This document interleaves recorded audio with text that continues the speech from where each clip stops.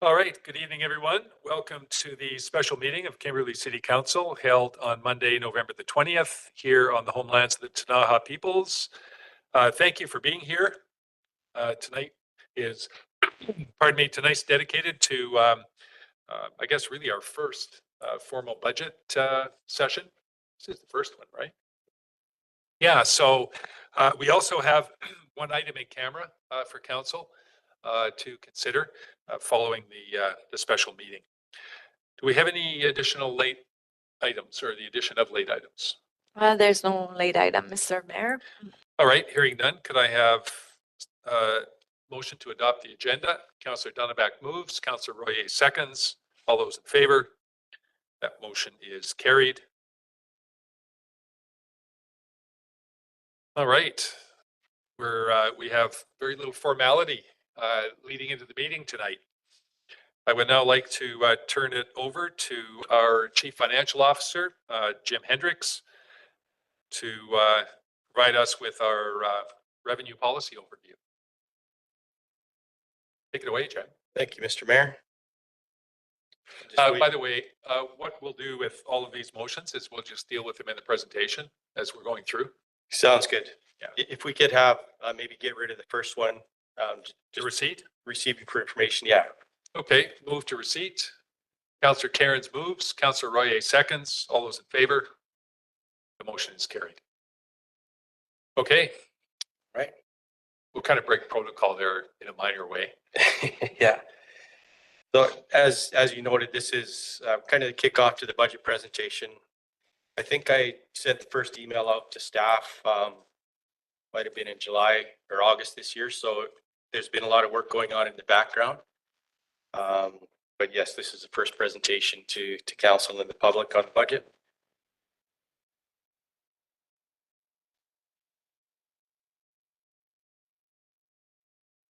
Just trying to get the clicker to work here. It's tested earlier today. Try pointing there.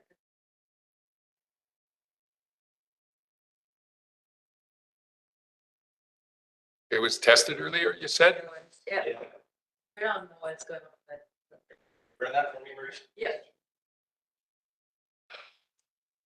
So the first slide here is just topics of discussion. So there is a lot to discuss tonight. The big reason for this presentation, we do need to take care of some business. I'm looking for some direction from council on that, setting up utility fees, and there'll be some discussion about flat tax and parcel tax. But in large part, it's really about education for council. Some of you have been around the table for a long time, and this is probably getting to be old hat for you. But with the newer members of council, we jumped into budget right after election last year, so can't be expected to have retained all of the stuff that I threw at you kind of almost the day after. So there's a bit of recap here, but there's a lot of slides here. I'm not going to go through them in any great detail. I'm hoping that council can kind of keep this document and use it as reference material in the future. It's a bit of a municipal finance 101.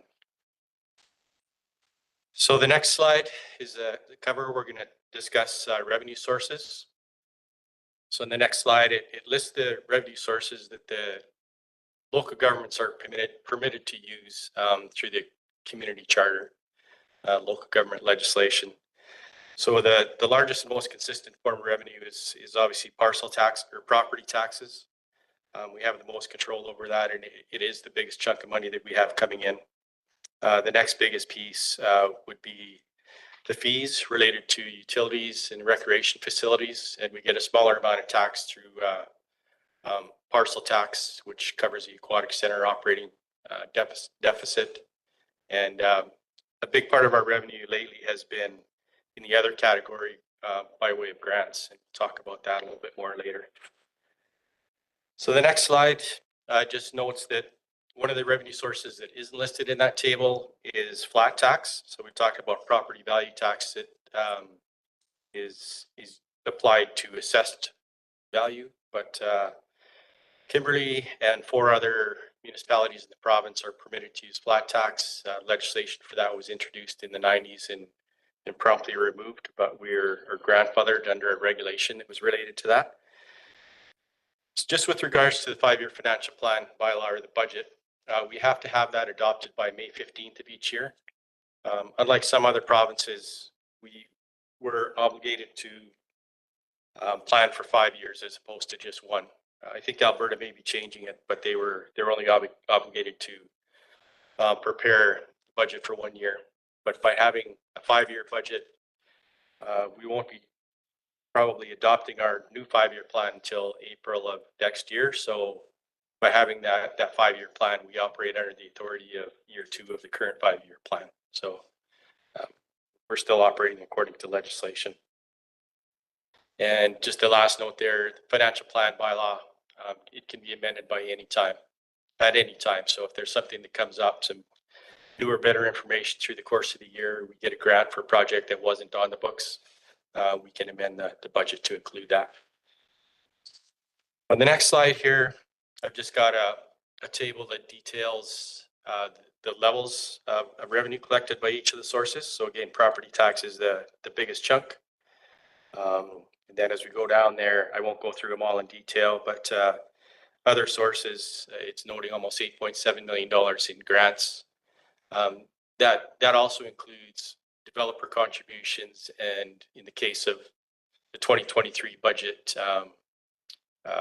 insurance proceeds as well in relation to the money received to rebuild the gymnastics facility. So that number of 10 million, 522,971. Yep. That represents the actuals for 2023. That's the budget figures. Right. Yeah. So we won't have the final budget numbers until we close the books out at the end of the year. But yeah, but those are the ones that we know have come through. Yeah. Yeah. The big one in there that pushed it up so high, it's unusually high in 2023 because of the Growing Communities Fund that the province provided. We got $3.14 million through that. And we got some other big ones. We got $750,000 for the Plaza parking lot, $1 million for Kaminko Gardens. The insurance proceeds was about $1 million on the gymnastics facility. So a bunch of big ones. The Marysville sewer. Yes. $1 million. Yep. Yep. We had an awesome year, grant wise. Yeah. I'm not sure that I can remember us ever cracking the $10 million mark. And of course, that doesn't even include the wastewater treatment plants. So yeah, it's been a big year. It was a great year. Big year for us. Hopefully more to come.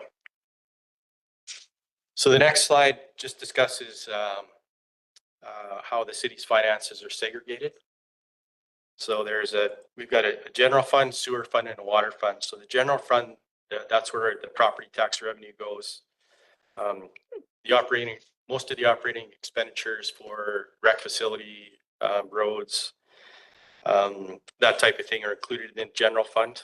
The water and sewer funds are self-funded utilities. So all of the revenue that's collected from water and sewer garbage user fees or water and sewer user fees go back into that fund, and those dollars are used to fund the operating expenditures and reserve contributions specific to water and sewer. So there's no tax collection that goes to subsidizing those funds. It's just the fees that are collected and any grants that are received. So we'll get into property value tax on the next slide. After the header, there's policy statements. So once the 5-year financial plan bylaw is presented to council, it's going to include these policy statements and objectives in relation to various components of the plan. So I've just indicated on this slide the policy statements that were made in the 2023 to 2027 5-year financial plan. And these, if council would like to, when that bylaw is presented, we can certainly tweak these at any point in time. So yeah, again, I'm not going to go through these slides in detail, but if there is anything that jumps out to council that you'd like to ask questions on. Go ahead, Kevin. I just have a quick question for the property value tax. So as our houses become to be appraised for more and more and more, it seems, every year. That's what our tax is based on. Like, how, I don't understand where the residents aren't getting any more for their money, but the taxes are being raised. No, it's, the way it works with, the property value taxes, we go through the budget process and we figure out how much revenue we need in order to fund operating expenses and reserve contributions. Okay. So, you know, every year there's probably going to be an inflationary increase. If there's any service level enhancements approved by council, you know, the addition of equipment or bodies, that'll increase those operating expenditures. And then we take that dollar amount that we need, divide it by the assessed values of all the homes, Okay. and that pushes out the tax rate. So as we see these big increases in assessed values year over year, we actually adjust the tax rate down to a level where on the market-based assessment, we're bringing the same amount of tax in on those properties as we were the prior year. Okay, so yeah, that's awesome. So you're Yeah. using a datum, not a exploded, Yeah. Can't think of the term right now, but We- yeah, I appreciate that. Thanks. Yeah. So there is an average increase for the community. If your property is above the average increase, you're going to see it reflected in your taxes. If it is under that, you may still see it reflected, only they'll go down. So it's adjusted to that average. Yeah. Go ahead. So what happens in the event of there's a crash and then all of a sudden property value is way less than it just calculates back down? Then we would increase that tax rate Okay, but again, bringing in that same amount of total revenue. okay, yeah, Yeah. awesome, okay. I'm glad you asked that because there's a lot of, Well, it's just kind of confusing when you Yeah. look at it. It's like, well, the amount that everybody's house has gone up in the last 4 years is phenomenal.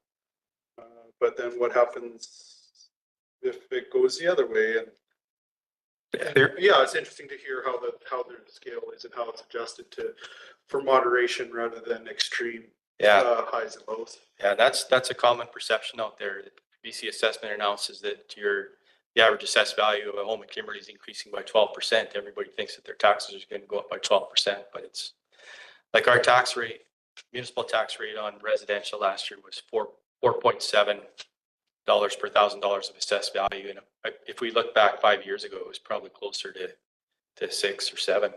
But because the assessments have gone up so much, that tax rate comes down just to level that out. Yeah, I'd like to mention that the only exception to that is if your assessment goes up quite a bit more than everybody else's because you've done an addition or because you've added a suite to your home or something like that, then BC assessment is assessing yours. Then you would pay more tax and you'd see more of an impact. Yeah, I understand. That's good.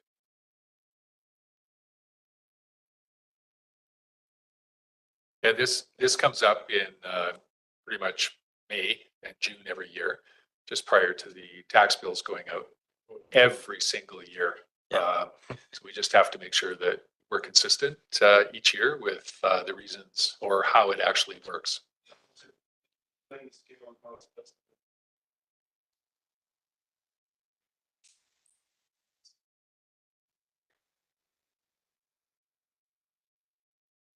Attainable at some point. Okay, Sandra? It just seems to me that that stability that is necessary for us to continue to offer the services that we're doing. We can't be changing our services based on what BC assessment moves up and down on. We have to have a degree of stability with our services. I think that by taking that average to work with is probably a real prudent choice. Yeah. The constant really is the level of property tax, and the variables are the assessed value each year and the tax rate. Yeah, so, you know, we bring it back down to that base level, and then if there are any increases to operating expenses, reserve contributions, like the 2, 3, 4% we've seen over the last 3 years, that's kind of where you start from. Spread the word. So on the next slide, I've talked a bit about property assessments now. So BC Assessment, who operates as an independent provincial crown corporation, July 1st of each year, they go out and they, based on what they determine is market value of properties, they assign assessed values to all of the properties in town. So in years where there's big swings in assessed value, particularly when it goes down, like last year, there was, things were really wrapping up. July, around July 2022, just the whole COVID effect, they started to level out a bit after that. So people were looking at the assessed values from July 1st, or the assessed values for 2023, which were based on the values on July 1st, 2022. And BC Assessment was getting a lot of questions about, why the values were so high. So just have to keep in mind that assessed values, it's a year out of date. On the next slide is just a bit of information on the different assessment classes that BC Assessment has. So there's 9 different classes. I've noted the ones for which we have no assessment, which are major industry, managed forest, and farm. As council is aware, the vast majority of our assessment relates to residential at 95.1% and business and other class at 4.4. So we're looking at 99.5% of our total assessment is between those 2 assessment classes. Hence our inability to kind of spread the burden out to the other property classes. So the next slide provides a breakdown of the taxes that were collected for each of the various classes. So you can see that, again, just due to our assessment mix, the majority of taxes is obviously collected on residential properties and on business class properties.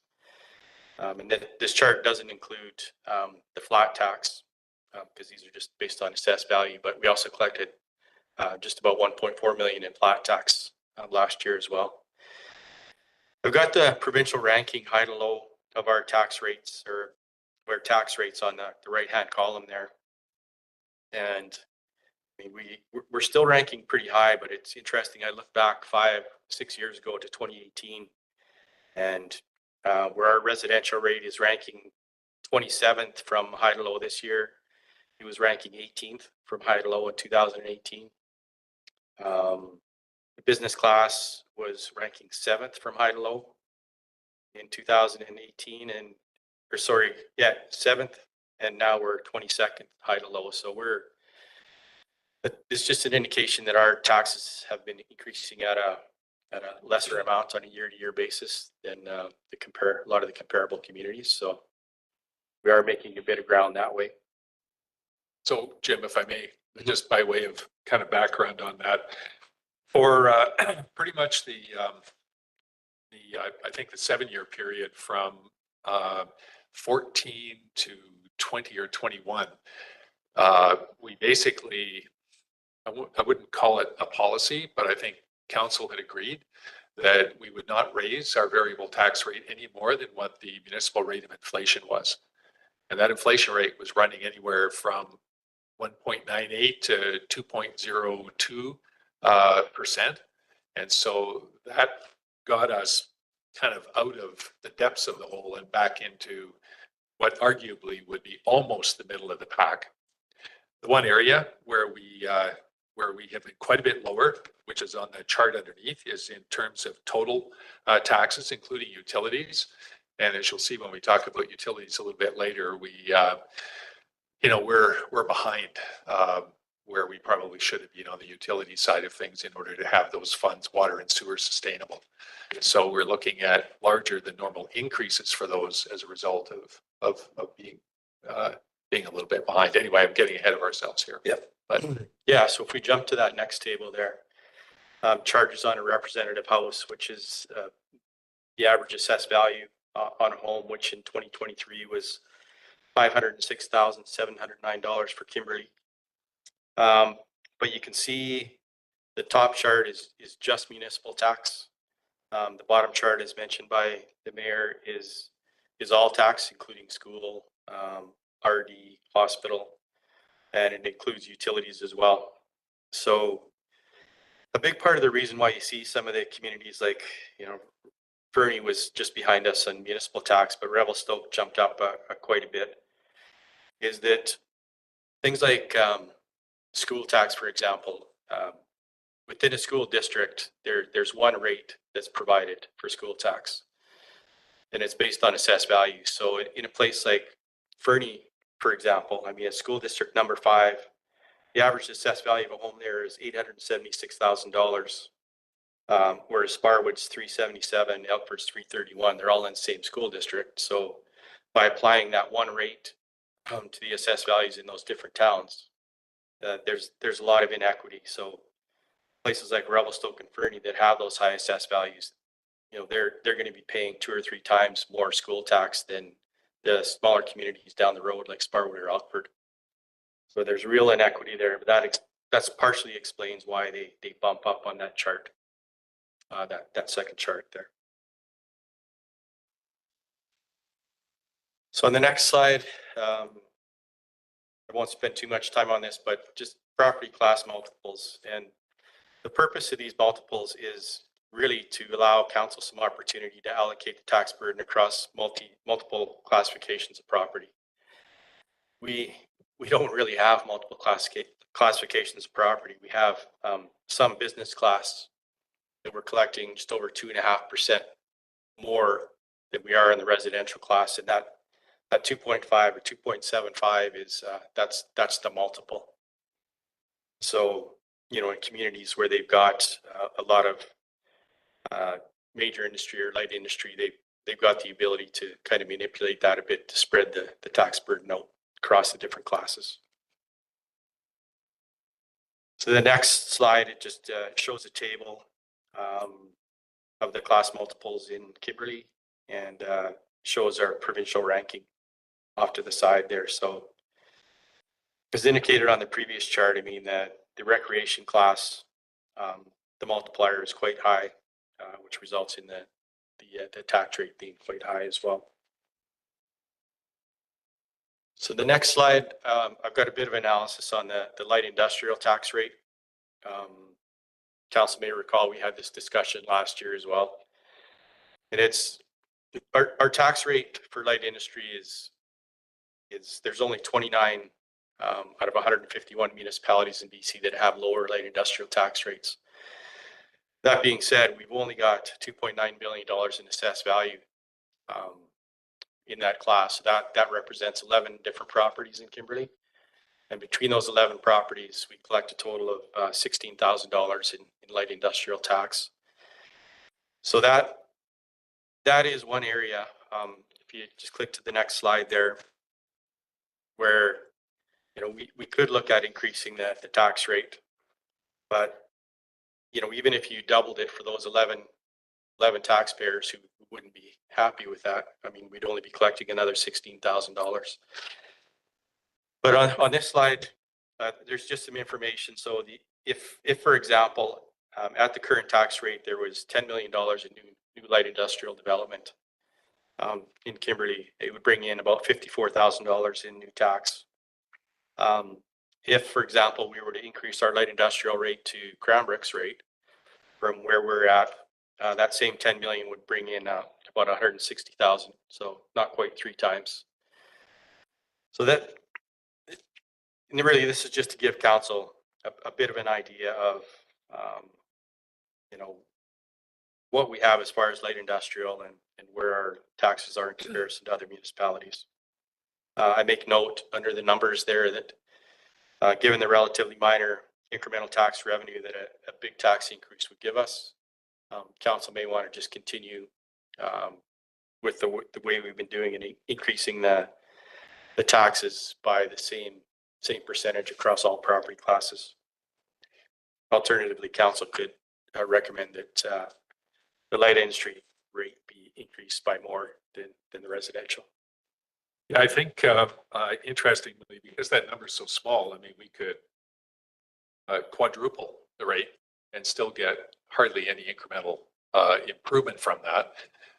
But what we would end up doing is really putting an extra burden on the few that we do have at this point in time. I think the time to increase this rate is when we have a number of new properties being built in the queue so that it balances out the existing with the new and will provide us with not only more revenue, but take off that risk associated for the, for the light industry businesses we already have. It's important to remember that it's not about the business, it's the building. We tax the building, not the business. And so, I'm not sure when we last had any new buildings going up on the light industry side. I think we have two that are in the queue right now, the Stoke Juice factory and also the Tyee, the pending Tyee submission for the self-storage. I think those are the only two new facilities that that I know of anyway in the queue. Kevin. I just wondered if I should recuse myself from this because I'm one of the 11. There's no decision. Okay. I don't think you need to do that. Okay. We'll cross that bridge. We'll cross that bridge when we come to it. Go ahead, Jason. Yeah, just kind of echoing your sentiments there, Mr. Mayor. I think right now I feel like we're on a course of of transition, and where I'm seeing the direction of the town going is we're kind of right on the cusp of that next step. Like you mentioned a few there, those new developments coming in, and I think if we really focus on getting, those areas down in the industrial area, get the services provided, then I really think that will start driving people to that area. Let's get the tenancy up before we start making that move. I still think that it can be an attractive or an attractant to light industry. That low tax rate. We just need to have these things serviced and ready for them to go, and then we worry about kind of the catch up later. It's my 2 cents. Yeah, thank you for those comments. Definitely, as it stands today, it's a competitive advantage, but we have to have prospects in the queue before it means anything. And, hopefully we'll be able to do something to make that happen in the future. Further comments? Go ahead, Woody.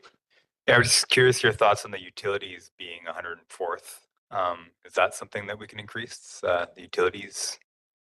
There's actually a regulation on that utility class. We could increase it to the maximum of, is it $2.5? 2.5 times or $40. And I've actually been in this situation before where council has made a somewhat arbitrary decision, not this council, but to do that, to go to the max. And it really impacted the rail company, CP Rail at that time. I did get a call asking for why that decision was made, and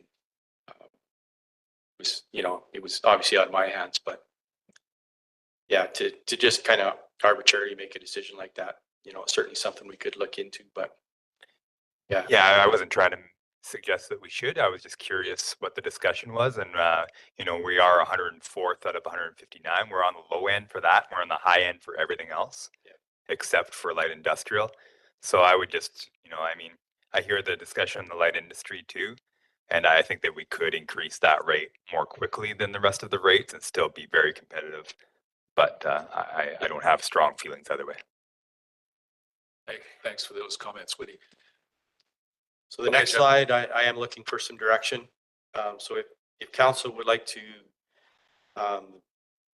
not make any incremental adjustments to the light industry or any of the other tax rates, and would like to just apply so the way the resolution reads, the council directed the approved annual percent adjustment to the municipal property tax collection, if any, be the same across all property assessment classes in each year of the 5-year financial plan. We have a mover. I'll move. Thanks very much, Jason. Stephen, seconds. Any further discussion? Go ahead, Sue.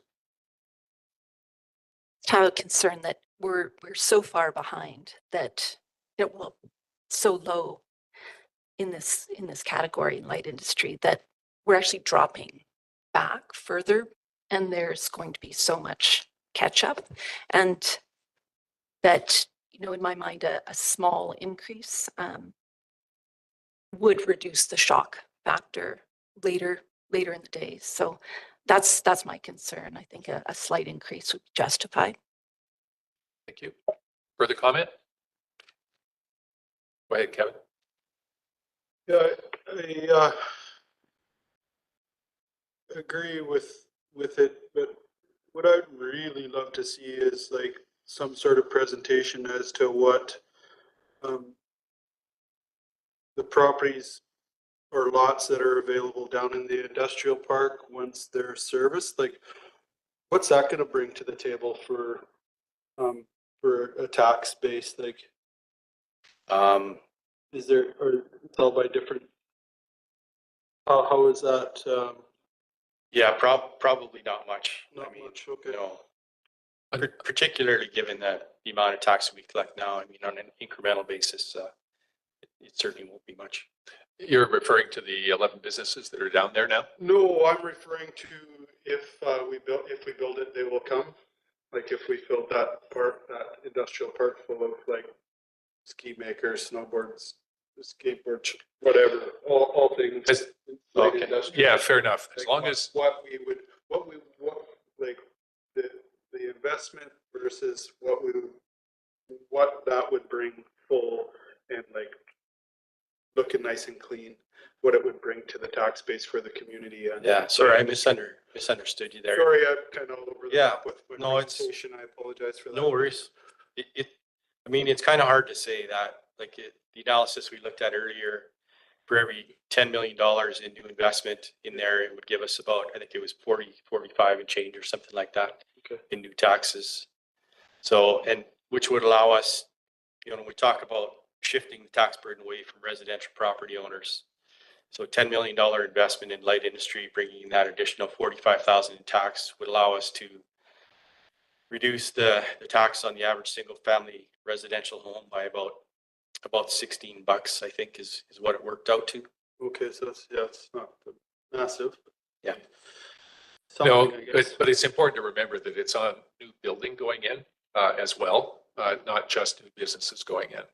Yeah, well, that's what I'm referring to. Yeah. Like if it was full of new buildings with said businesses and Yeah. and employment and yeah. So in fairness, if I may, Jim, the issue is not whether or not taxes would be reduced for the residential side. I mean, it's highly unlikely that that would happen. What it does is reduce the pressure on increasing taxes on the residential side. That's where the benefit is. So what it is brand new money being brought to the table for sure, and substantial. I mean, 45 grand on that investment is pretty substantial.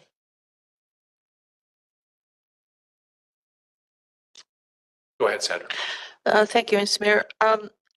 I am leaning more towards the alternative, which is that we slowly raise the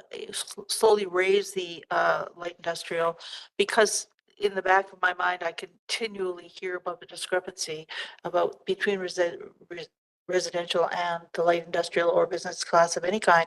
And I have a psychological sense that we need to deal with that, and putting it off doesn't deal with it in my mind. And it does. I also feel that if you're going to have somebody come in and do some kind of development, I don't think that we're being exceptionally transparent to say, oh yeah, let's just get you in here, and boy, where are we going to bring your rates up when you're good and settled? We'll suck it onto you. And it just doesn't feel right to me somehow. I'd like people to know that if they come here, this is what it is, this is what they can expect. And it's not the cheapest game in the country, but it is a fair assessment. And I think that we should move it up to be, so we should take action on what we consider to be a problem. So in terms of the resolution there, if we made a motion, I'm going to vote against that in favor of the alternative. So just to be clear, what is the problem? The problem is that I would like to see that we distribute the taxes a proportionately larger adjustment to the light industrial tax rather than just straight across the board. Okay, thank you. Further comment? So we have a motion on the floor. And the motion on the floor is that the rates remain at 1-to-1. Or sorry, the rates for all of the classes are increased equivalent, have an equivalent increase, pardon me, across all of the tax classes. So I'll call the question on that. All in favor? Councillor McBain's in favor. Councillor Royer, Councillor Dunneback, and myself. So that motion is, and Councillor. Yeah, okay. The motion is carried. Okay, thank you, Council. So the next section here discusses flat tax, which again is somewhat unique to Kimberley. So again, the legislation for the flat tax was introduced, as noted on the next slide there, in 1990. It was repealed in 1992, but municipalities with the flat tax in place prior to that are grandfathered by regulation. So the rationale for the flat tax, depending on who you talk to, is the premise that every home uses the same basic level of services regardless of assessed value. And that flat tax, it kind of what it does is it shelters higher value homes from the full impact of variable taxes where the disparity in assessed values from high to low is significant. And I think when the flat tax came in, you know, it was largely these mining communities that implemented the flat tax, and there were significant, from what I understand, disparities in values between the lower value homes and the higher value homes. The criticisms of the flat tax are it's recognized as inherently vertically inequitable, which just means that you know, it's not based on the relative value of the home, regardless of whether a home's valued at $300,000 or $1 million. It gets charged that same amount of tax. And the perception that owners of lower value homes subsidize the property taxes of higher value homes. So the next slide there just provides a table of the 5 communities that are collecting flat tax, provides the level of tax that they're collecting for improved and vacant parcels. Flat tax is only charged on residential properties. It doesn't apply to commercial or any of the other assessment classes. And then the total flat tax collected. So Kimberley is comparable with Dawson Creek.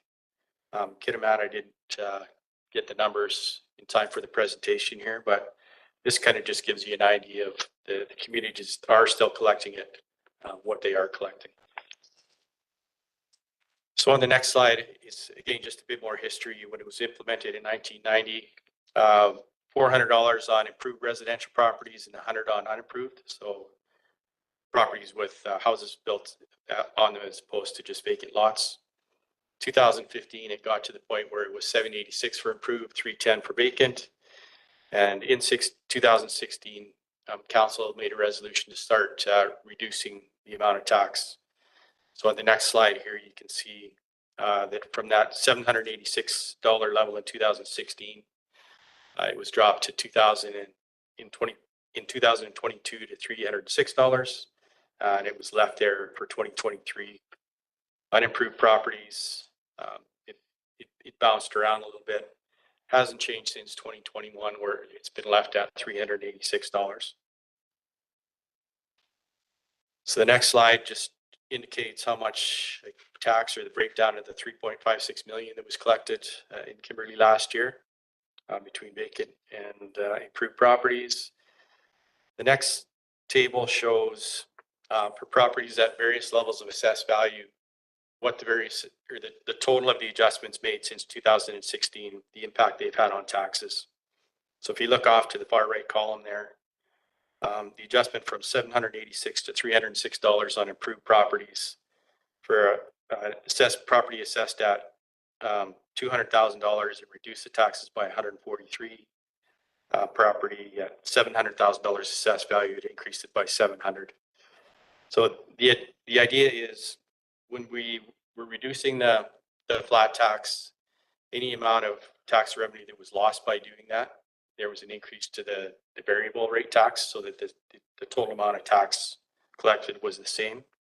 The idea being that the property assessed at the average assessed value in any given year.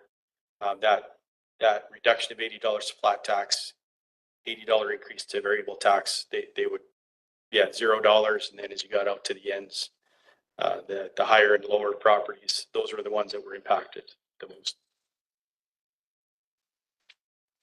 And the next slide shows in 2023 what the taxes were for those properties valued at those various assessed values, including flat tax. So in the first column there, second column, if we were to eliminate the flat tax and just move everything over to variable tax, that's the amount of tax that they would be paying. So again, it just kind of shows the increase or decrease for those properties at the various assessed values.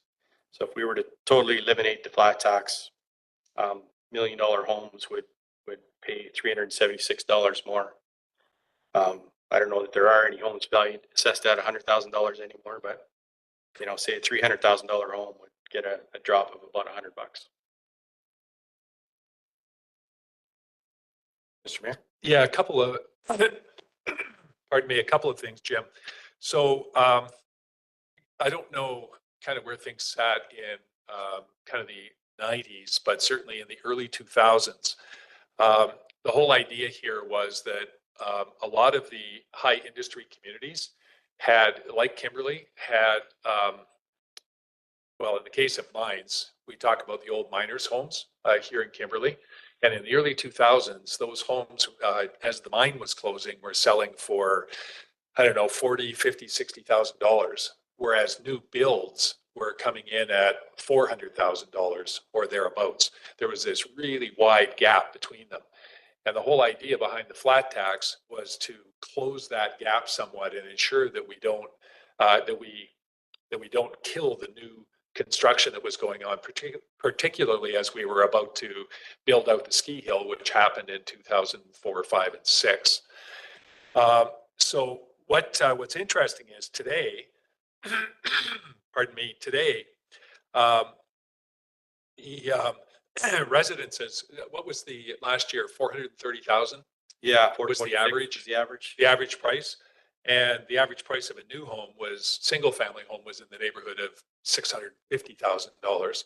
So the gap between those is much narrower today than what it is.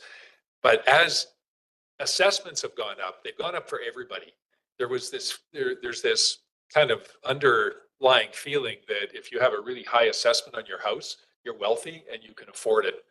And in fact, that's just simply not true. We have 2,000 seniors in Kimberley. And if you look at the doors that we have for seniors that are non-residences, single family residences, we have a really, really small number, maybe, I don't know, a couple of hundred maybe, if you add that up, which means that the majority of our seniors are still living in the homes that they raised their families in, but they're now on fixed incomes, whether they be pension or Canada Pension or whatever. So increases in the variable tax rate are going to have a negative impact on a lot of seniors in the community, like increases in utility fees and everything else. So, and the other point I want to make is that the dwellings, whether they be dwellings that are out there for rent, as the variable tax rate goes up, which is what happens when we reduce the flat tax, as that variable rate goes up, any of those increases are passed on to the renters. And that includes some of these lower valued homes, of which a large portion of those homes are revenue homes that are rented out by landlords. And most of those landlords do in fact have the ability to pay with regard to the flat tax. So it's really interesting. This over the 8 years or so that we've been having the debate about the flat tax, it's complicated. It's not just black and white. It's complicated. I think past councils have felt that having a flat tax, which is essentially a parcel tax that's not attached to anything specific, was a tool that we would like to have, in the toolbox to be able to address needs as we go forward. So it wasn't a question of whether we should keep it, but at what point does it make sense to stabilize where that's at? We started out at $786, I think, as Jim pointed out, and we're now down to 300 and, whatever it is. So we're getting perilously close to the point where any further incremental adjustments are really not going to be consequential. And as a result of that, probably not worth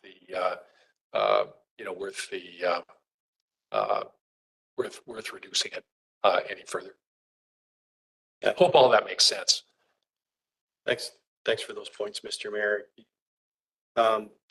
One further point, sorry, one other note I had is that the time to reduce the flat tax is when assessments are flat. Because you're not seeing any big increases in assessments, which would be subject to the incremental variable tax rate increase. If assessments are flat, that's the time to reduce it. It minimizes the impact. Times of high assessment, probably not the best time. Go ahead, Woody. Yeah, I disagree with a few things that you said. I don't necessarily disagree with the part, like, I don't have strong feelings against the flat tax in particular, but I mean, as we just mentioned, as long as everybody's going up at the same rate, the variable rate that you're paying for residents isn't changing, as we've just mentioned earlier. And as far as Sorry, just to clarify, the amount of taxes you're paying, it's a revenue neutral, but the variable rate does in fact go up. I think if I remember correctly, for the $80 reduction we do, the variable tax rate goes up by 3%. depending on who you are, yeah. But yeah, I don't know if I have a strong feeling either way. I do feel that we should keep the flat tax on vacant properties. And as far as the tax on improved residential properties, I don't see it as necessary. It's not, as you've mentioned, like the difference between the property values has come closer together. And as you mentioned, the justification earlier on when this was brought in the 90s was that it was to encourage people to build new homes. And I don't think that with the assessments we're seeing on these old miner shacks these days, that that's as much of a concern as you mentioned, which to me indicates that we should actually consider reducing it because it's not doing what it originally was intended to do. And no other communities in BC nor the provincial government think that this is equitable. So yeah, that's where I stand. I wouldn't mind seeing the improved residential property tax, flat tax reduced, but that the level of the flat tax on unimproved residential properties remain the same or even be increased.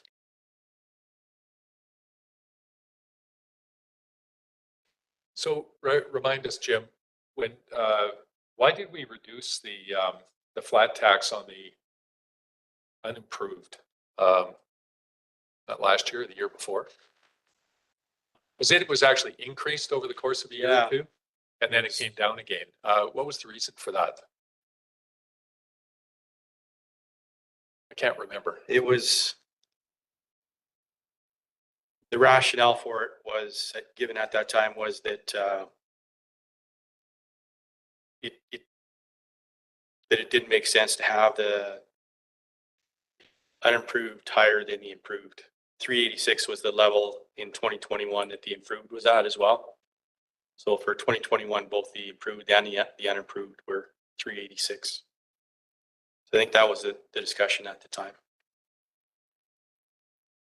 And the reason for the increase in the year prior to that, I think, was just to incentivize the vacant lots to be developed. Right, I do remember that, Yeah. The reason for the increase. Pardon me. We have an awful lot of lots in Kimberley where owners have double lots. They're not lots that are for sale. They're just double lots that have never been consolidated. And we have a lot of those. I really hate to see those penalized, unless of course we get on a campaign to allow them to consolidate, those properties. That would have a negative impact on revenue to the city, mind you. because it would eliminate the parcel taxes. Yeah, go ahead.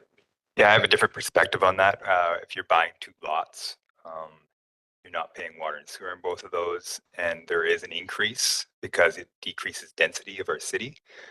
So in a way, it's actually costing the city more to maintain that infrastructure because it's less densely populated. So in a way that this makes it more equitable by incentivizing people to develop more densely and not to own lots that could be developed and not develop them. Yeah, no, fair enough. That was the exact conversation that we had. What I was referring to were those lots that were double lots where people have built garages on them. They've got gardens on them. They basically are using them as one lot. That's what I was referring to. Yeah, and if they've got a garage, I believe that means they're improved. But if they don't have a garage, then they're unimproved. So if it's just your yard, then you're right. But if it's got a garage on it, that's improved. That would be part of this reduction that I'm talking about of reducing the flat tax for improved properties. Yeah, no, fair enough. Go ahead, Sandra. There was one other reason that the flat tax was considered at the time that it was installed in the 90s. And along with that discrepancy, there were people who had such low taxation that when they got their homeowners grant, we actually were in a position of having to pay them back taxes. So they weren't paying in the end anything. Yeah. And so the idea was to make that the usage piece equitable for everyone, rather than us having to pay taxes back to somebody. What an anomaly. Yeah.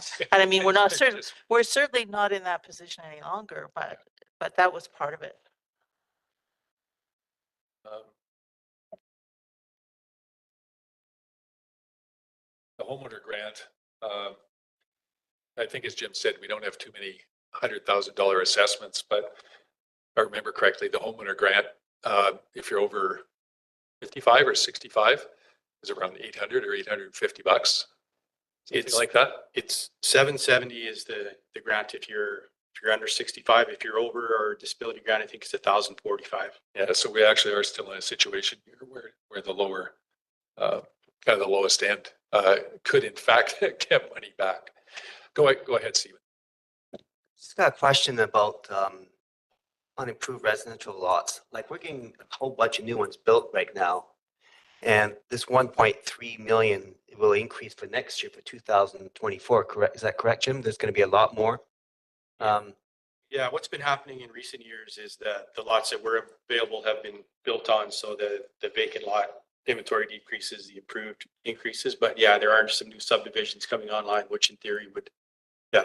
So my input or my take on the flat tax is we don't touch it, because I think that's something, if we lower it, we're going to miss out on, it's just going to have a big impact on the variable tax. It's going to affect it big time.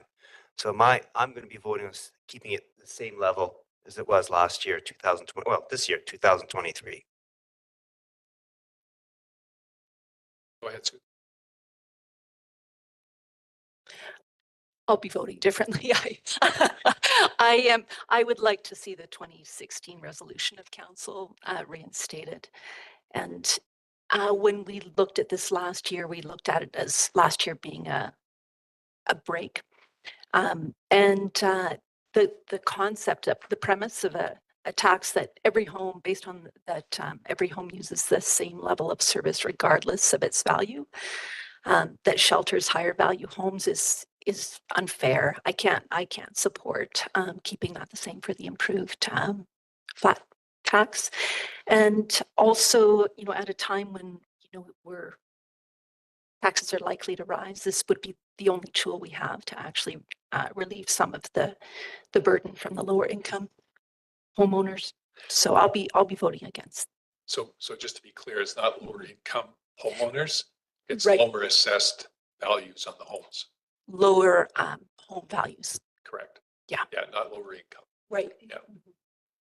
Just as a bit of clarification on that, I think there's, it's perceived that those lower value properties are owned by, lower folks who earn less income. But just given the way our town is, it's, those two $100,000 to $300,000 assessed homes are the smaller condos up on the ski hill, primarily fractional ownership, that type of thing. So they're not the smaller, the older miners' homes and stuff. And I Go know ahead, Sandra. Like, I know one person that owns 18 of those, and he keeps them low and he charges low rent, and he can afford to do that. Last comment, Woody.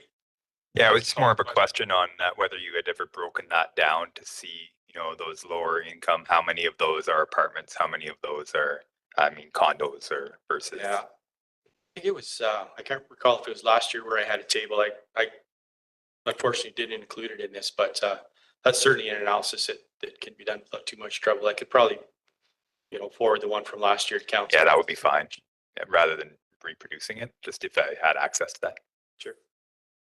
Go ahead. Last word to Kevin. Sorry, Woody.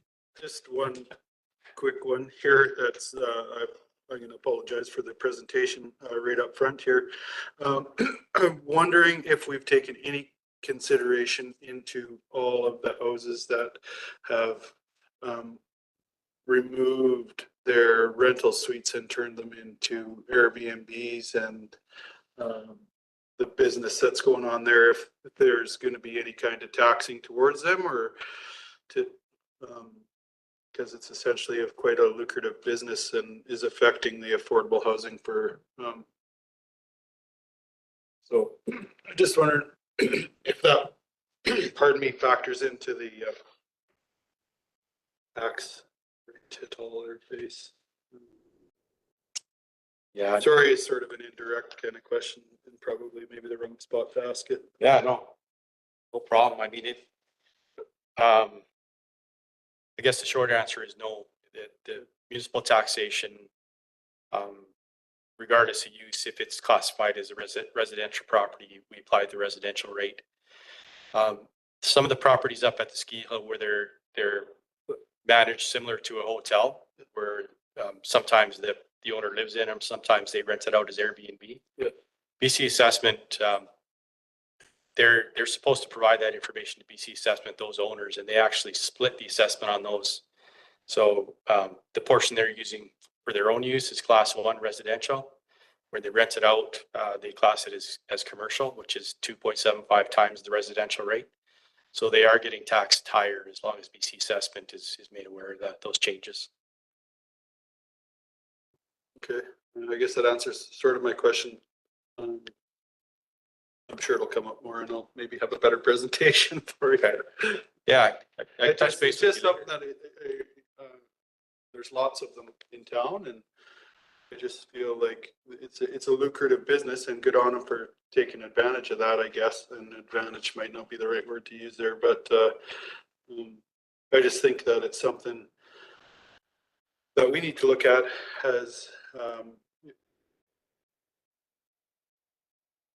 it's bringing people to town, but it's also impact to our water and sewer and stuff. A house that was potentially 3 or 4 people now has potential or 10 or 12 people over time, and lots of these places are like 90% full from what I hear, the Airbnb. So just it brings another sense of impact to our infrastructure is I guess concern that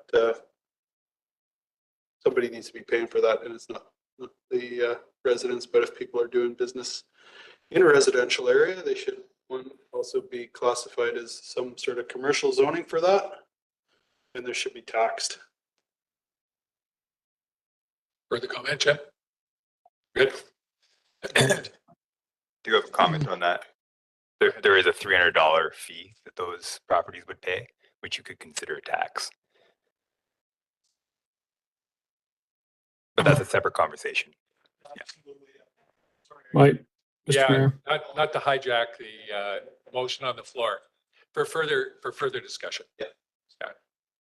But I think as Jim mentioned, the bottom line on it is that revenue generating properties should be classed as business, and as long as BC Assessment are aware that they're being used for that, the onus is on the owner to, or the property manager in the case, to let BC Assessment know they in fact are taxed at 2.5 times or 2.75 this year, I guess, of what that residential rate is.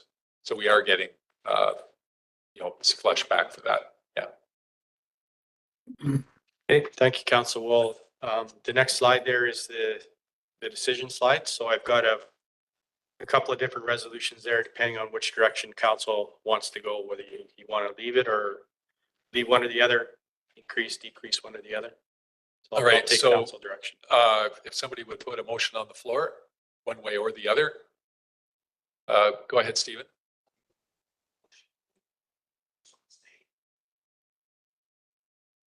Which is,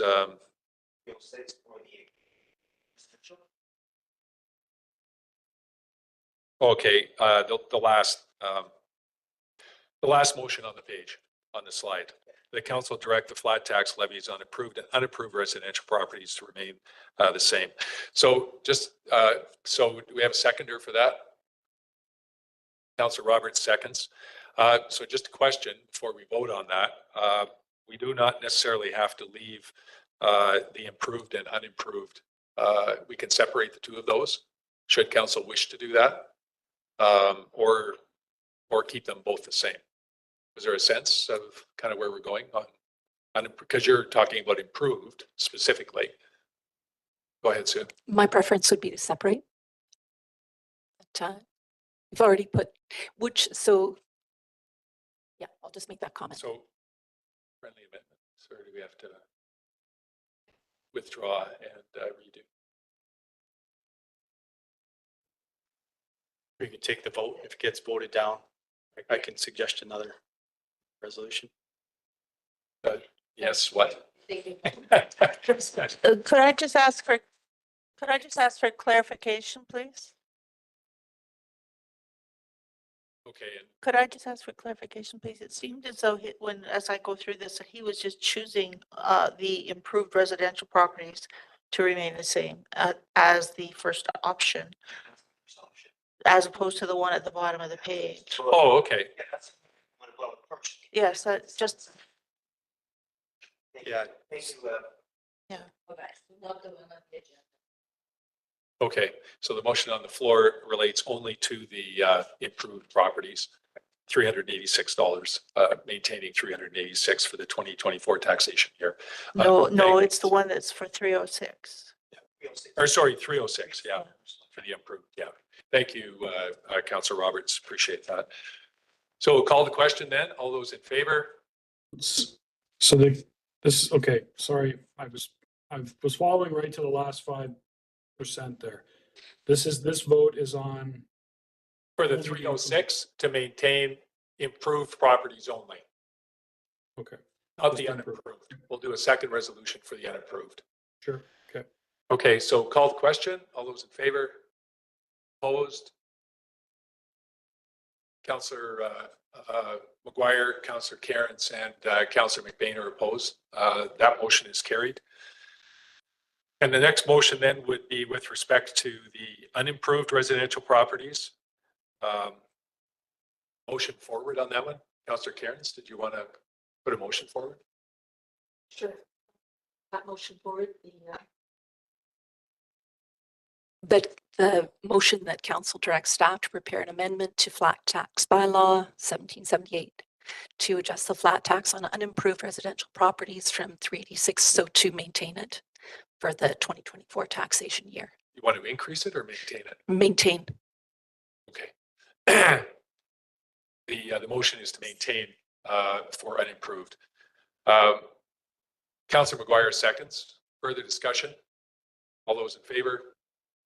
Any opposed? Motion is carried. Thanks, Sue. Thank you, council. That one always solicits a lot of discussion and debate, so It's incredible. it's good. Honestly, incredible. So the next section is something that we hear brought up every once in a while, which is a non-market assessment change. So I've just put together a few slides to kind of explain what that is and the impact that it's had on our taxes over the years. So The assessed values provided by BC Assessment annually are primarily influenced by two factors. So market change, which is caused by increases or decreases in the fair market value as of July 1st of the previous year. So this is where we're talking about where we see these big increases in tax or in assessed value, but they result in no new tax revenue to the municipality because we make that adjustment to the tax rate so that in total we're collecting the same amount of tax. Non-market change is caused by a few things, but primarily new construction. If there's a boundary extension, obviously that's going to increase the assessed value, which is not market related. Changes in property class, exemption, status change. But again, primarily new construction. So that does result in new tax revenue without having to increase taxes on existing properties. It's just new properties coming online that we're now allowed to tax. So the next slide shows from 2019 to 2023 the amount of non-market assessment change we've seen for the amount of tax that we've collected as a result. So we budget every year to collect $100,000 in new tax on non-market change. So anything over and above that $100,000 can be used to fund new expenditures. So, you know, we could fund new operating expenditures without increasing the tax collection for service level enhancements. We could increase reserve contributions, or what we've done in past is use that new revenue to help maintain a reasonable tax increase. So if we collect $122,000 in new tax on non-market change, in addition to the $100,000 we have budgeted, that it's equivalent to a tax increase of about 1%. So in theory, council could direct that new revenue go to reducing the level of adjustment to the tax rate. So if we've got $10 million in residential class non-market change, we get approximately $45,000 in new revenue. Million in business class non-market change, we get about $14,000 in new revenue. So on the next slide,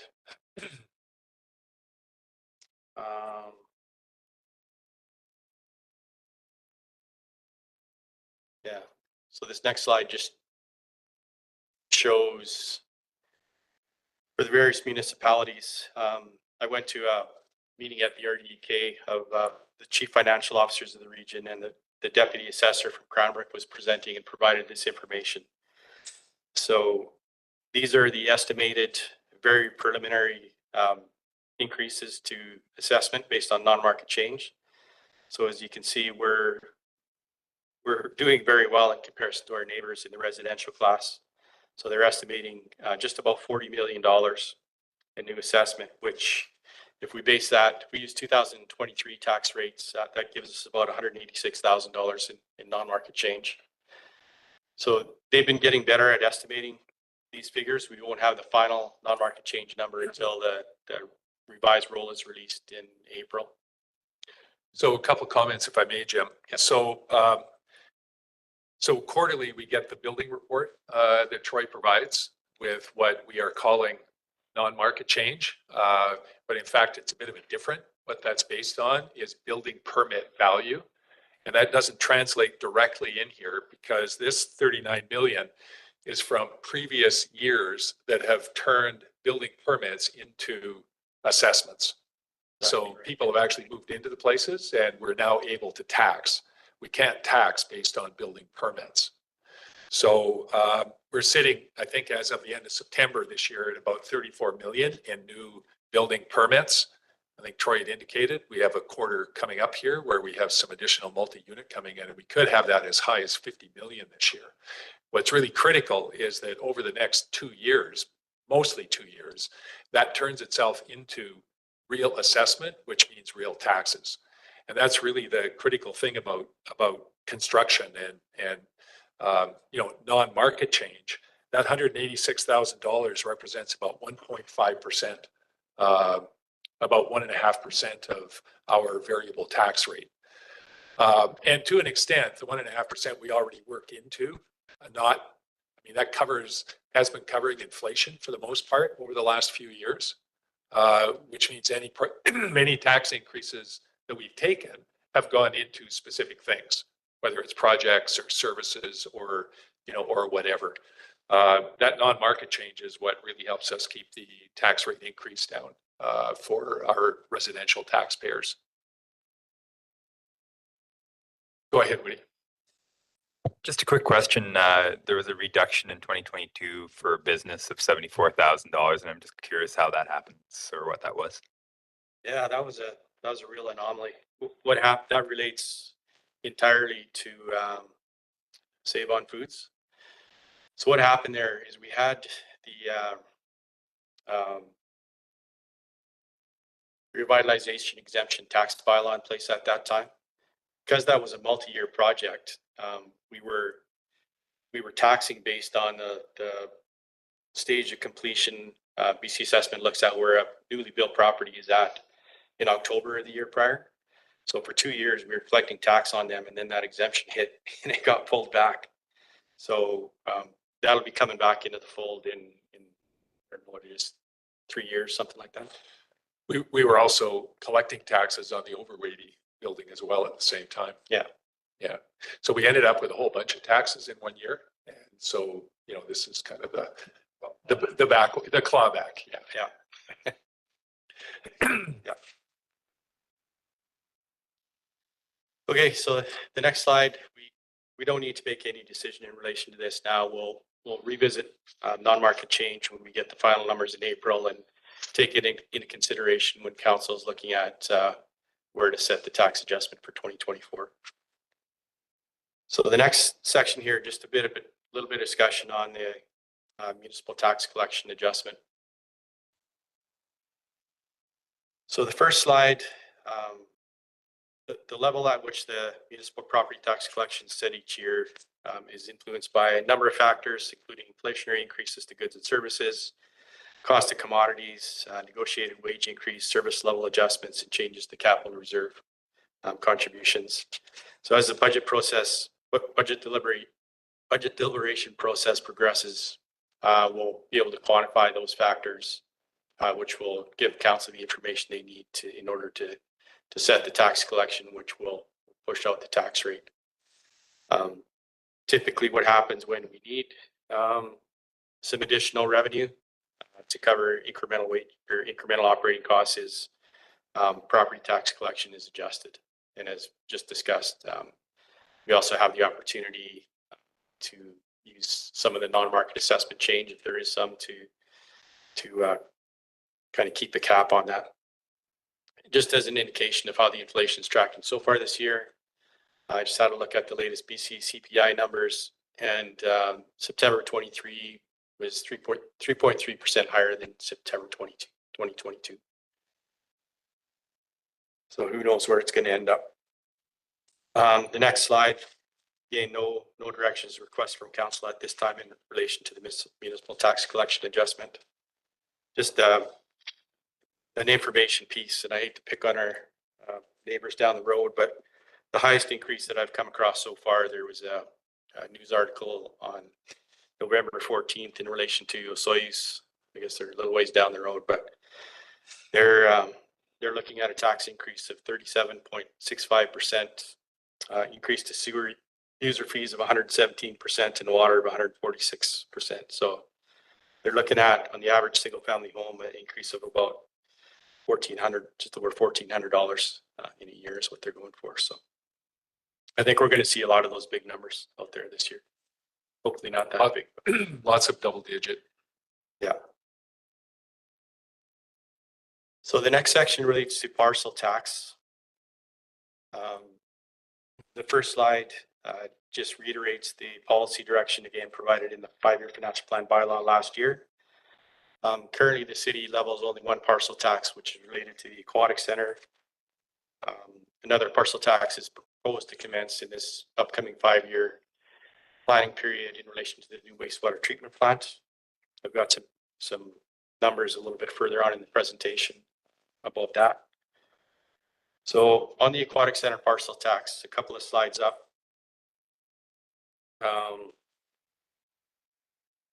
It was, that tax was introduced in 2006 when the city borrowed $2.9 million to construct the aquatic center. Yeah, it was $100 at that time. It made its way as high as $154 in 2018. What that money was used for is to fund the operating deficit associated with the pool, so expenditures over revenues, along with the associated debt payment. So the debt payment is around $125,000 on average from year to year. So, and at that time, or for the first, I guess, 12 years, a portion of the money that was used to offset those costs came from property tax, some came from parcel tax, and a portion of it came from the Bootleg Gap Golf Society, oddly enough. So in 2019, just to enhance the transparency with regard to the parcel tax and the cost of the pool, council passed a resolution that whereby there would be no revenue from other sources such as the Bootleg Gap Golf Course or property tax going to fund the aquatic center. So there was an adjustment made to increase the level of the parcel tax to a point where it covered all the associated costs. And there was an offsetting reduction to the property tax at that time. So that bumped the rate up by quite a bit in 2019. Yeah, there was some ebbs and flows there with COVID where it dropped quite a bit due to the closures of the facility. And last year, the levy was set at $208.50. In 2025, so 20 years out from the time we borrowed, the last debt payment will be made. So $186,000 will be the final payment. And at that time, council will have the opportunity, if they wish, to reduce the aquatic center parcel tax by $40. That's not a decision that has to be made today, obviously. So the next slide there just indicates we don't need a direction at this time. Because we set the parcel tax at a level, it's based on the budget that we anticipate spending at the aquatic center. If we end up collecting more parcel tax in a year than we need, take that excess, put it into reserve, pull it back out, apply it to the parcel tax in the next year to reduce it. So until we know the 2023 numbers, once year end is closed, we won't know what to recommend for that. So there'll be a staff report coming at a subsequent meeting for that. So the next few slides here relate to the wastewater treatment plant parcel tax. So council's received some information on this in the past, but the money that we're planning on borrowing for the wastewater treatment plant, in the event that we get approval on the grant, council passed a resolution January 24th, 23, I guess it was, maybe 22. It's been going on for a while, that the associated debt payments on the 23 million and change that we're planning on borrowing will be funded through the collection of a parcel tax. So with the estimated payment based on today's interest rates being $1.58 million, we're estimating that the parcel tax will be around $351 per parcel. And that is obviously just an estimate at this time. We're not planning on undertaking the long-term borrowing until the facility is nearing completion. So it probably won't be until 25, 26 until we do that. At that time, the interest rates will obviously be different. The amount borrowed could be different, and the parcel count will be different as well. So this is really just for purposes of analysis at this time.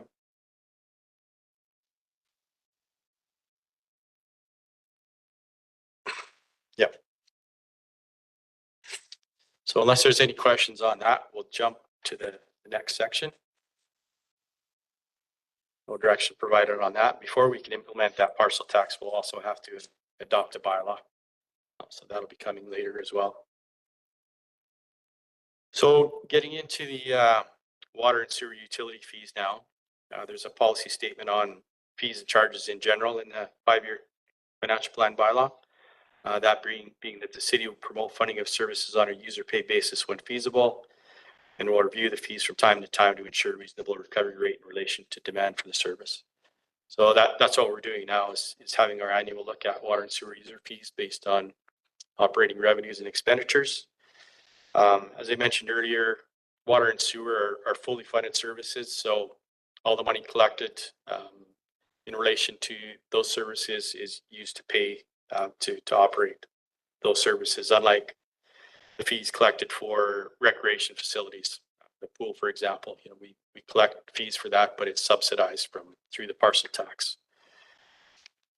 So the next slide shows the utility fees that were approved in the 2023 to 2027 5-year financial plan. Oh, sorry, I forgot it. This isn't in the package distributed to council, but I thought it might be interesting to council to see what our neighbors pay for utilities. So I've added this slide. So this is water, sewer, and solid waste. So we're kind of middle of the pack. It's really hard to compare utility fees. Different towns have different systems. Solid waste, we now have recycling and composting. Some municipalities still just have garbage, maybe recycling. Most don't have composting yet. So can't focus on those numbers too much, but it does give an idea of kind of where we fall in the pack. A community like Roslyn, for example, the reason that they're so low, I think, is because their wastewater treatment plant is a regional facility. It's shared between Roslyn Trail, Warfield, and the regional district there. So it's a regional district operated facility, and the residents, taxpayers would pay for that through their regional district requisition as opposed to user fees through the municipality. So on the next slide there, I talk about the sewer utility fees. So previously recommended were 5% increases in the previous 5-year financial plan. So that allows us to fund operations and also contribute $870,000. Just flip to the next one there, please. Put away about $870,000 a year into reserves to fund ongoing sewer infrastructure projects. The council received a presentation on October 16th regarding asset management, and the recommendation in the asset management investment plan for average annual life cycle investment for the wastewater system category, sewer system, was $4.33 million. As I know below, the wastewater treatment plant is such a massive project. It really does skew the numbers, and the grant funding that we're hoping for, it skews that as well. So we don't necessarily need to be putting all of that money into reserves. Some of that money is going to be coming from grants, for example. So once that project, the timing and the cost is finalized, we'll have a better idea of where the target should be for annual reserve contributions. So on the next slide, sewer utility fees moving forward. Oh, yep. Yeah, while we're on this slide, the 5% increase, is that allowing us to put away some reserve that could be used towards this massive project? Because it is, I mean, you're raising sewer at 5% and water at 2%. Is this catch up, or is this, are we putting money away that could be used? Most of that is going to pay for inflationary increases to operating costs, and also just to keep the existing pollution control center going. Like we're realizing higher and higher operating costs every year with that facility, just to keep it operating. So yeah, this really isn't resulting in any incremental money going into the reserves at this point. Just out of curiosity, if there's a substantial amount in the reserve, could it be applied to the parcel tax 1 year? In theory, typically when those parcel taxes are set, they're set by bylaw, and they're kind of tied to the amount of the debt payment. So it's usually once they're set, they remain at a certain level. We'll never have more money in any of our capital reserves than we need.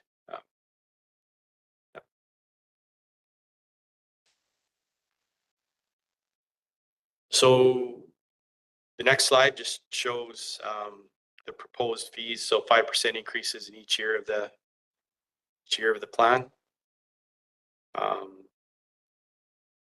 will bring some more information back. If this proposed resolution is passed, I'll be bringing a bylaw forward to request first three readings on these fees for water, sewer, and garbage on the 27th. And I'll have some more information on the amount of additional revenue that those increases will bring in. I should have included them in this presentation as well. So the next slide, the direction requested is that council approve the 5% increase for 2024. We will revisit all of the rates each year. So I'm proposing 5% so that we can go ahead and prepare the 5-year plan, but we will be reconsidering the rates on an annual basis, and they could potentially be adjusted either up or down. Where Councilor Robert said. All in favor? Opposed? Thank you, council. So just to put that into context for council and the viewing public, so that results in an increase of, we bill on a quarterly basis, so an extra $5.49 a quarter, $1.83 a month, or $21.96 a year is what the impact of that will be. So the next section is in relation to water utility fees. And what we had previously recommended is 2% increases in each year of the 5-year plan. That allowed for annual reserve contributions of about $950,000. The AMIP recommends 3.18 million, so about 335% higher than we have here. I just talked a little bit in the next section there where the crazy inflationary increases of the COVID time seem to have calmed down a little bit. And the operations guys have been doing a really good job of keeping on top of the costs. So we're not seeing, in previous years, we saw massive increases to the capital program, anywhere from 40 to, in some cases, as much as 100% on some of the projects.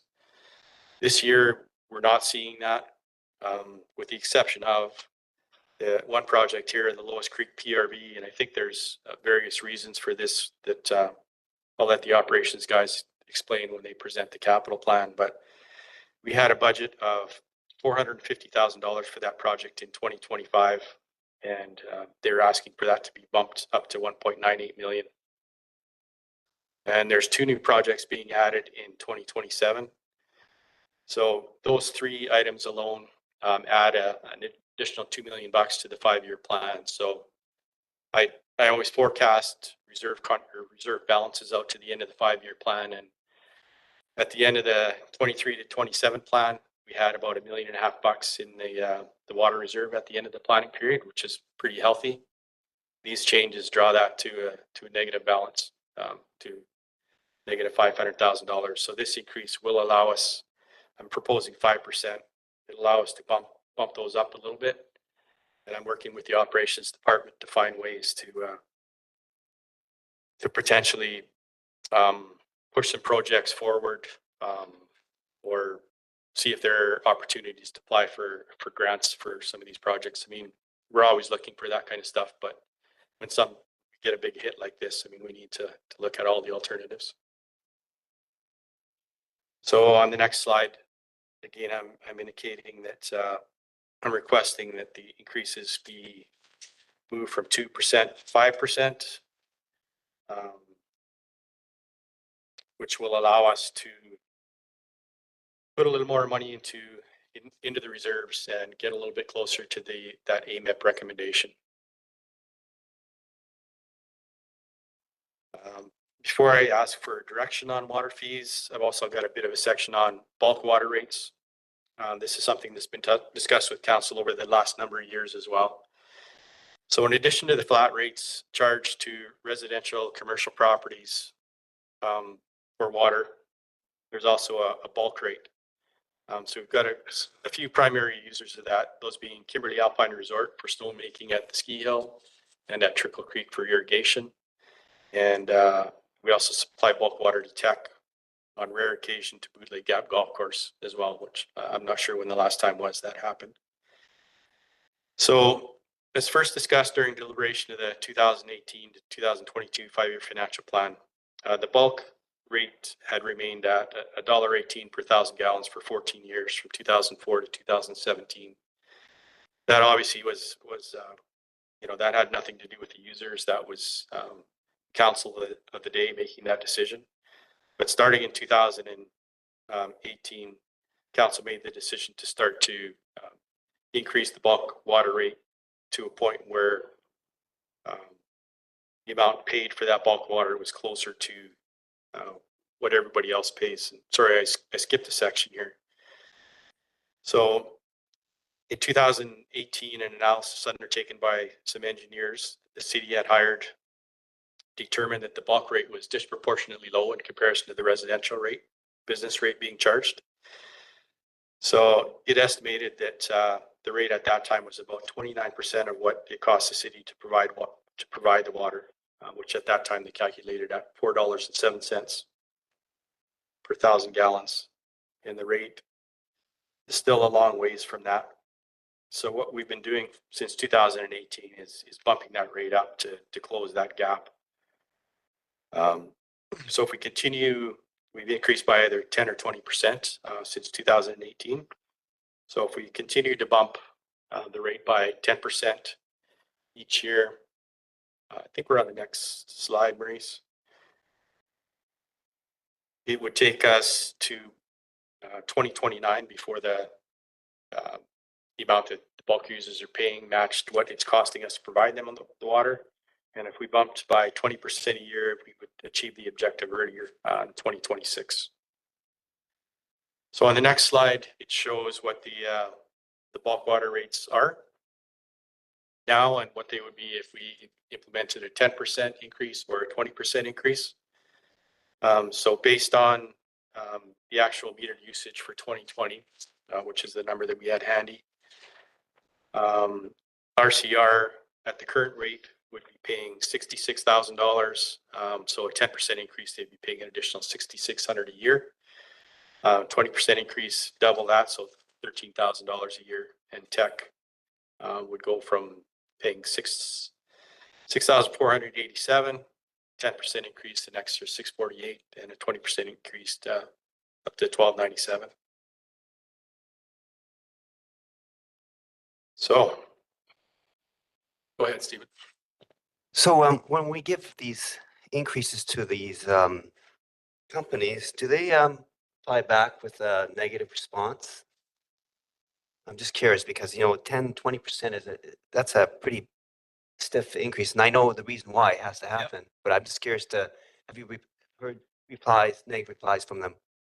Yeah, I think when we first started bumping them up, particularly in the years where it was 20%, we would hear from RCR for sure. So I've had back when we started this in 2018, a conversation with Ted Funson, who was the general manager at the time, and made it very clear that we're not going to be selling water for less than what it costs us, that we have to move there.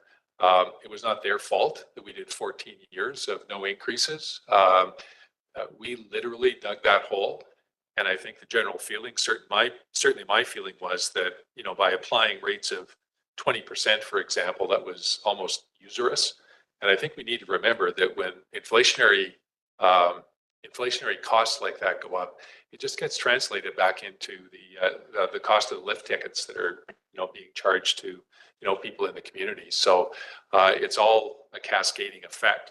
The 10%, even that number, when you think about it, if we're increasing our cost by 10%, we're kind of shaking a little bit. But I think that 10% is the minimum reasonable number and one that they and everybody else can live with. But at some point here in the next number of years, we'll be back up to break-even point. By the way, that break-even point is probably going to be a lot higher than it was in 2018 when we started this thing in the first place. So the ship will have righted itself in many years less than it took to, mixed metaphor, dig that hole.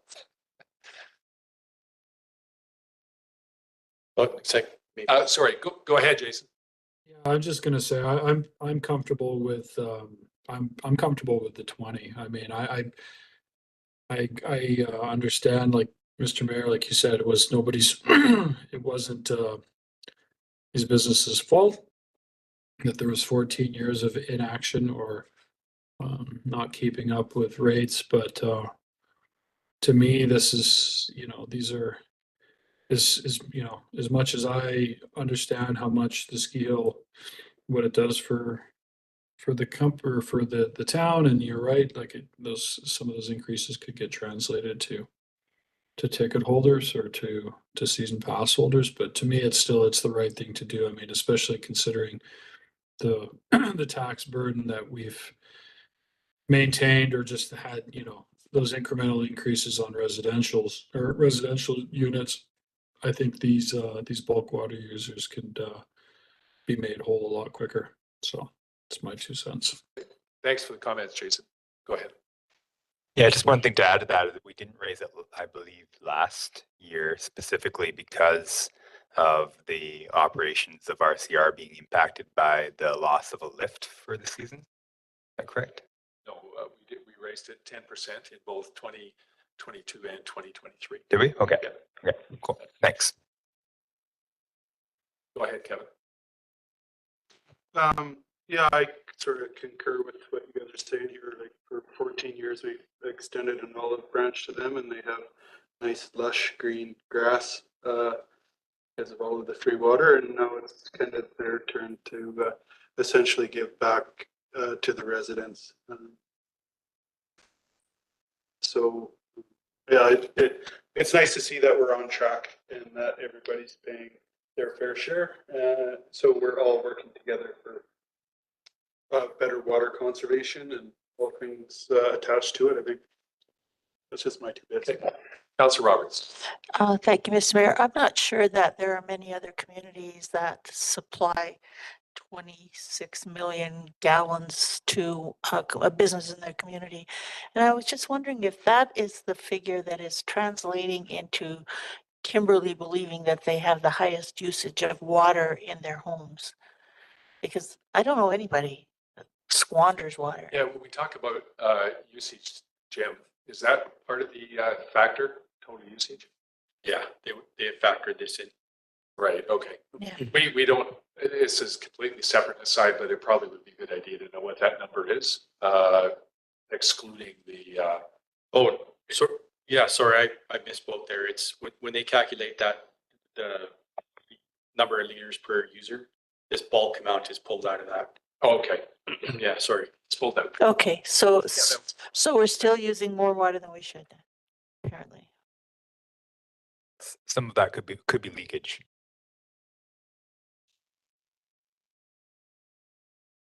Many factors, yeah, for sure.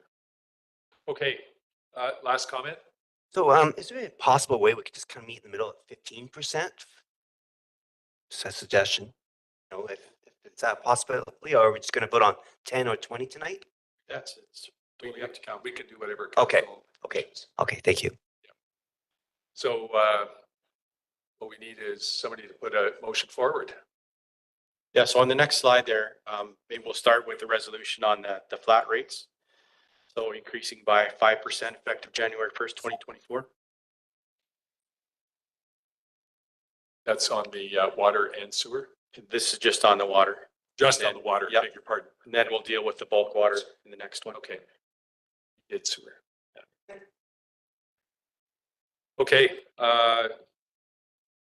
so the motion on the floor is that the 2024 fees for water be increased by 5%. Actually 5% a year through the 5-year financial plan. Councillor Cairns moves and Councillor Roberts seconds. Further discussion? All those in favor? That motion is carried. So on to the bulk water rates. So how the resolution reads there is 10% from 250 to 275, but council can propose whatever increase you feel appropriate. Councillor Roy, go ahead. I'd like to make a proposal of 15%. The motion on the floor is that staff be directed to prepare for council's consideration at a future meeting waterworks rates to be, for bulk water to be 15%, 15% increase for 2024. Do I have a seconder? Councillor Dunneback seconds. Further discussion? All those in favor? All those opposed? What's that? What was the count? Was it, I can't see everybody. Yeah, Councillor Roberts and myself are opposed to the 15%. The others are in favor. Okay, I'm gonna be opposed because I was looking for 20, but it doesn't matter. Right, the motion is carried.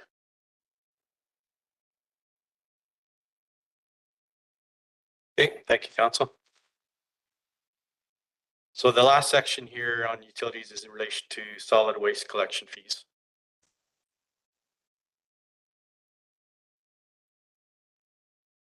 So solid waste is, as council and the community are aware of, has come a long ways in the last few years. We've seen significant enhancements to that service. First one being the move to the automated side loading garbage collection truck in 2018. And then in 2021, we implemented a contracted curbside recycling collection service. And then just in August of 2023, the recently implemented curbside organics collection service. So the additions of the recycling and organics, a big part of the reason for that was that those services divert waste materials, garbage away from the landfill, which will ultimately extend the life of the central subregion landfill that's utilized by the city. And that should translate into a reduction to the RDEK requisition for solid waste. I think the city gets charged about $670,000 a year by the RDEK for the solid waste function. And that money goes to operating the landfill and also the eventual replacement of the cells as they fill up there. So if the landfill lasts longer, in theory, the RDEK should be able to reduce their long-term costs, which would translate to a reduction to our requisition. The RD is yet to confirm or quantify those numbers, but at some point it should result in reduction of the taxes paid by Kimberley residents to the RDEK. So the next slide. So Jim, just trivia of the roughly $1.2 million that we pay to the regional district every year, roughly half of that is for solid waste management. Yep, it's a big number. So this slide shows the proposed garbage recycling and organics collection fees for 2024. So garbage collection is going up by 3.3%. That's really just inflationary increases. In addition to the creation of a reserve, we've already got a reserve created that the fees are funding for the eventual replacement of the garbage collection truck. So every 10 years, we're planning to change those out. And we've implemented a much smaller reserve for the eventual replacement of the bins. I think operations is anticipating 20 years for them, but eventually we're going to have to replace them. So, sorry, Kevin? Yeah, I have a question about the trucks that we bought. Like, it's awesome to see the automation and how efficient they are, but I'm just wondering, like, we're picking it up and then GFL's coming and picking it up. Like, it seems like we're doubling up on the picking it up, and why wouldn't we just have GFL pick it up and then we don't have the cost and the burden of maintaining these multi-$100,000 vehicles that only have a life expectancy of 10 years. Have we ever looked into that? You're talking about the garbage that goes to the transfer station and then subsequently to the Yeah, and because you do see that some GFL trucks coming to pick up some of the stuff. Yeah. I'm not sure what it is, but I'm just wondering. It just feels like to me and looks like we're doubling up on it, where we could essentially just have another company that cares for and maintains these vehicles, and then it's something in the fleet that we could maybe use the money for some other vehicle or Yeah. piece of equipment that might be more useful to us. Yeah. I guess we're not exactly doubling up, but what we do have is contract services for the organics, or sorry, for the recycling. And the reason why the contract services worked for recycling is because Recycle BC are buying back a lot of those recycles and have totally reduced the cost associated with that collection that has been used to keep our fees down to the level that they're at. The other two, Recycle BC, obviously isn't involved with either garbage collection or with the organics curbside pickup. So the model for that is just different. Go ahead, Stephen. Um, Answer.